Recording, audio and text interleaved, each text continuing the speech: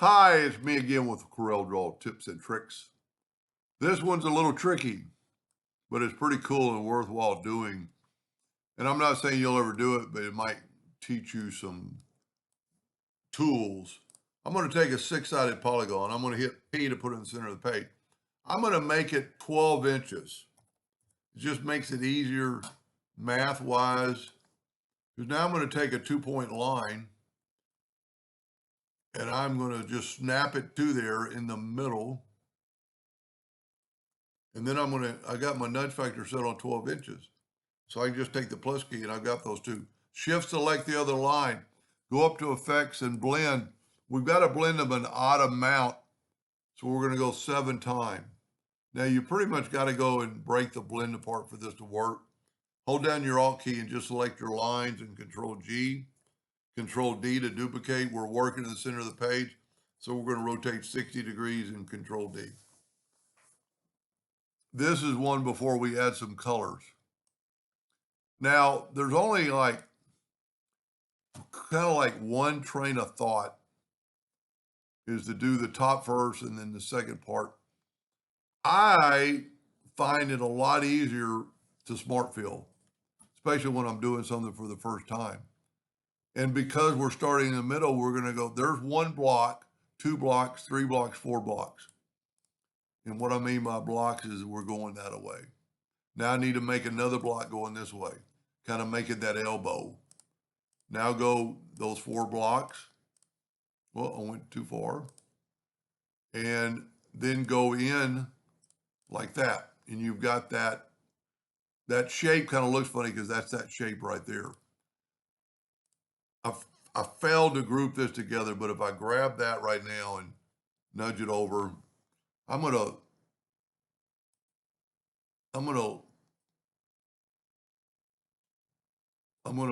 left click, right click. Now I really want the lines cut away except for that one. So I'm going to take the virtual segment delete key, holding down my Alt key. My Alt key is going to help me go in a line. And then I'm going to go here and here. That's what I want. Now the other part, you almost have to put this on there so you can kind of see it. Let's fill it in with red.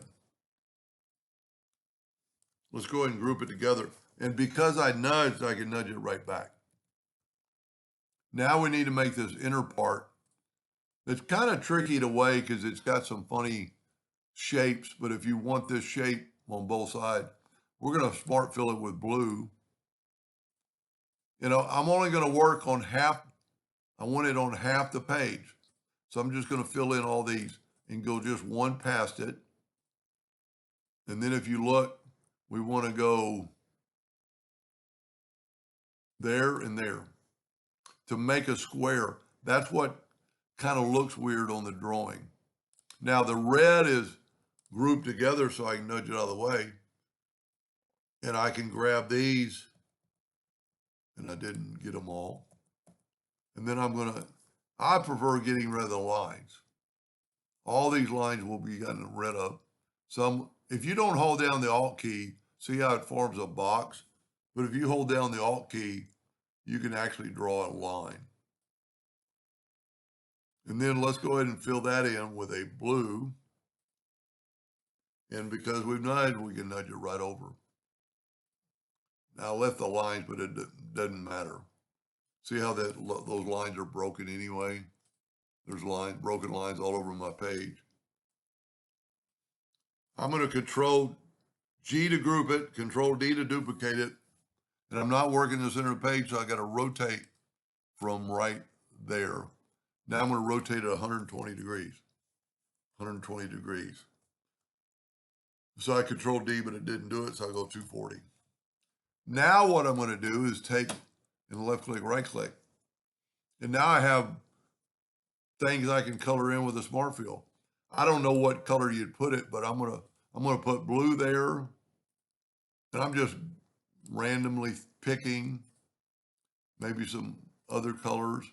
But then I'm gonna put black on the ends like these things have been cut from the block. And then you can pretty much put any tool color on the inside. You know what? Let's make them all orange. We're going to take the first one, holding down the control button, and hit like 2 clicks of black, 3 clicks of black. Let's leave that one alone. Take this one, hold down the control button, and let's do like 4 clicks of black. And it almost appears like this cube is coming outwardly instead of inwardly. So there's many more things you could do with this, with some shadowing and interactive fill tool to get it to look like it's going inside instead of outside. You know, make it a little darker. I don't like that brown. Let me change that back to orange and see what we get there. Now it makes it look kind of like that. And, you know, because we're working in the center of the page, you could get rid of these. Control D to duplicate, move the center rotation to there, and rotate it 120 degrees and 120 degrees. So now your cube has some more look to it, at least. I kind of like my first one better. But if you'll take a screenshot of that right there and just kind of follow along, you'll be able to draw that. Anyway, I hope that helps somebody someday, and thank you for watching.